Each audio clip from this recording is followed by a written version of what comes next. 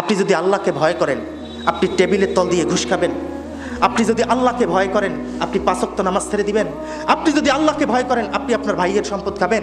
আপনি যদি আল্লাহকে ভয় করেন, আপনি কি মসজিদের সবার আগে আসবেন না? তা কি নাই এই শব্দটার মধ্যে? পুরো ইসলামটা তো এখানেই।